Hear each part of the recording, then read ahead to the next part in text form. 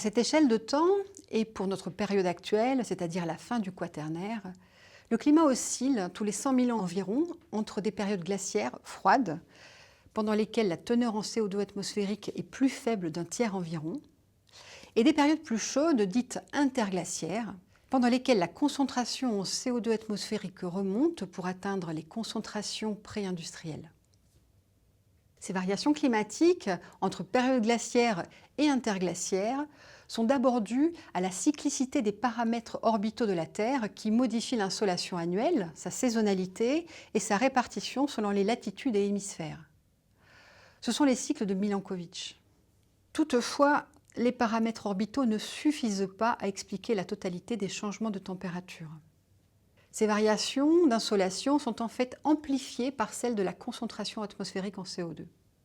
Il y a en effet une rétroaction positive, c'est-à-dire qu'un refroidissement causé par moins d'insolation va induire une baisse de CO2 atmosphérique et donc une baisse de l'effet de serre qui va à son tour amplifier le refroidissement. Nous allons détailler les différents processus mis en jeu. Le niveau marin évolue fortement entre une période glaciaire, froide, présentant une calotte de glace très développée, et un niveau marin plus bas, 120 mètres plus bas par exemple lors du dernier maximum glaciaire, et une période interglaciaire semblable à notre climat actuel, avec des calottes de glace moins développées et un niveau marin plus haut. À cette échelle de temps, les facteurs de variation du cycle du carbone vus précédemment, comme l'altération des minéraux, influent beaucoup moins.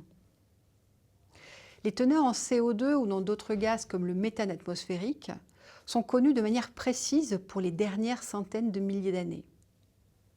En effet, de petites bulles de gaz ont été emprisonnées dans les glaces polaires. Elles sont le témoin de l'atmosphère de l'époque à laquelle les niveaux de glace ont été formés. Ainsi, il est possible de mesurer la composition de l'atmosphère et sa concentration en CO2 pour les derniers 800 000 ans en étudiant les glaces de l'Antarctique. On voit sur la courbe que cette reconstitution est précise. On notera que ces variations de CO2 atmosphérique suivent celles du méthane atmosphérique, mais aussi des températures moyennes terrestres, du niveau des mers ou du volume des glaces, comme on le voit sur cette figure. Ces variations dans le cycle du carbone sont donc intimement liées à celles du climat terrestre global. Nous avons vu en détail au cours de la section sur le cycle du carbone dans l'océan que la quantité de carbone et en particulier de carbone inorganique dissous contenu dans l'océan est très importante. Ce stock est bien plus important que celui du carbone atmosphérique. Le carbone atmosphérique est cependant très important pour son effet rapide sur le climat via l'effet de serre.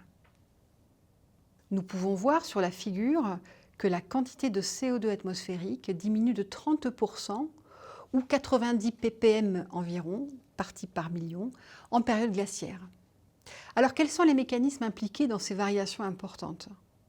Nous allons voir qu'à cette échelle de temps, les facteurs prépondérants agissant sur les variations du cycle du carbone sont principalement liés à l'océan. La loi de Henry, qui régit les échanges entre un gaz et un liquide, vous a été présentée dans la leçon sur le cycle du carbone dans l'océan. La constante de solubilité, aussi appelée constante de Henry, KH ou K0, est spécifique à chaque gaz. Elle varie avec la température, la pression et la salinité. On voit sur la figure que la solubilité du CO2 est inversement proportionnelle à la température. La relation amène à avoir une baisse de 10 à 12 ppm de CO2 par degré. Ainsi, on observe qu'en période glaciaire, avec une température atmosphérique plus basse de plusieurs degrés, la solubilité du CO2 dans l'océan devient plus grande. Une partie du CO2 atmosphérique va donc disparaître par dissolution dans l'océan. Sur cette figure tirée du 5e rapport du GIEC, l'échelle colorée indique les différences de température de l'océan de surface entre une période interglaciaire comme la nôtre et le dernier maximum glaciaire, il y a 21 000 ans. On l'appelle ici LGM pour last glacial maximum. La première constatation est que la variation de température des océans n'est pas uniforme à l'échelle de notre planète, avec un contraste de température beaucoup plus marqué aux hautes latitudes. En moyenne, cette différence de température est de 2,2 degrés Celsius pour l'océan de surface. En période glaciaire, par le simple fait de différence de solubilité, on augmente la pompe à carbone de solubilité et on s'attend donc à une baisse du CO2 atmosphérique de 20 à 25 ppm. Cette baisse significative n'explique cependant qu'un quart de la baisse de CO2 atmosphérique en période glaciaire. En plus d'un changement de température, les périodes glaciaires sont propices à l'accumulation d'énormes calottes de glace. Cette eau douce, stockée sur le continent, entraîne d'une part la baisse générale du niveau marin, mais aussi une légère augmentation de sa salinité.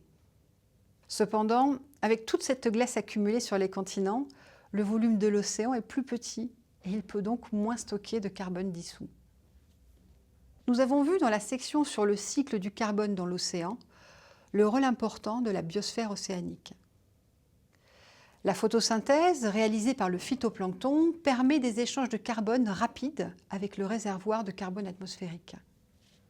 Cette activité photosynthétique peut être visualisée par le traitement d'images satellites comme celle qui est présentée ici.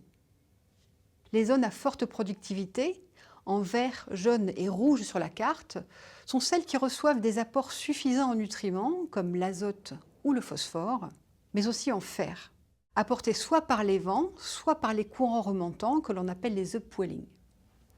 Le fer est en effet un élément essentiel pour le phytoplancton, qui en manque en de nombreux endroits de l'océan.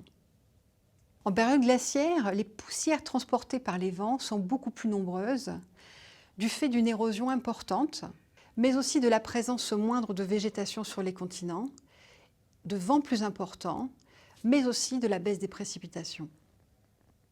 Cet apport de poussière amène donc en période glaciaire du fer en plus grande quantité aux océans, qui voit ainsi augmenter l'activité photosynthétique et donc la pompe à carbone biologique, augmentant le puits de carbone océanique.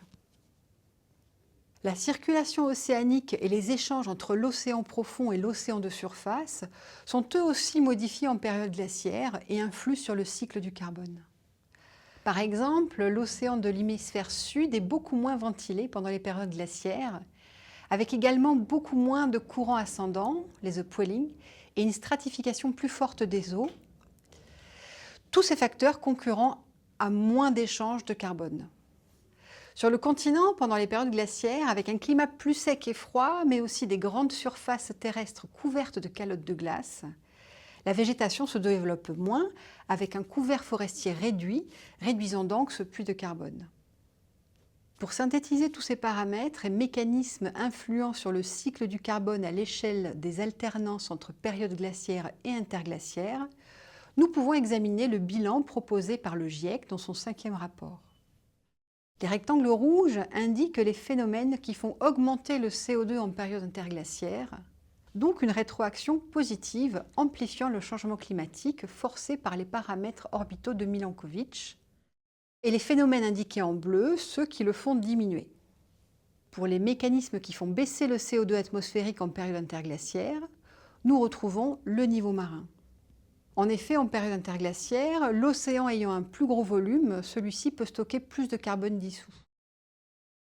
Le deuxième est la plus grande activité de la biomasse terrestre en période interglaciaire, qui joue aussi un rôle de puits de carbone.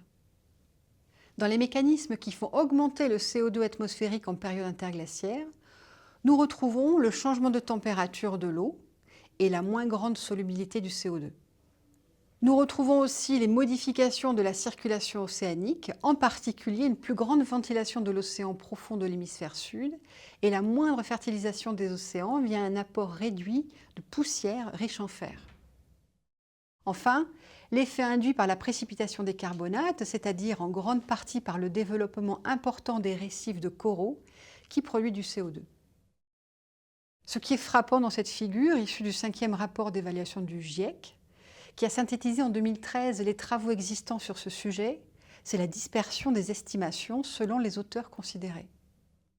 Les points noirs représentent pour chaque mécanisme une estimation de la grandeur du phénomène suivant une étude particulière. Si on se focalise par exemple sur l'effet produit par la fertilisation des océans via le fer apporté par les poussières éoliennes, cet effet joue pour une variation comprise entre 5 et 55 ppm de CO2 atmosphérique selon les études considérées. Pour d'autres, comme l'effet de la variation du niveau marin et de la salinité, la grandeur de la variation est similaire d'une étude à l'autre. En conclusion, les variations du cycle du carbone aux grandes échelles de temps font appel à des mécanismes variés, allant de la tectonique des plaques et des grandes éruptions volcaniques, à l'altération des minéraux, aux phénomènes biologiques sur le temps court et le temps long. Ces phénomènes ont des effets à plus ou moins long terme et permettent des flux entrants ou sortants entre les différents réservoirs de carbone.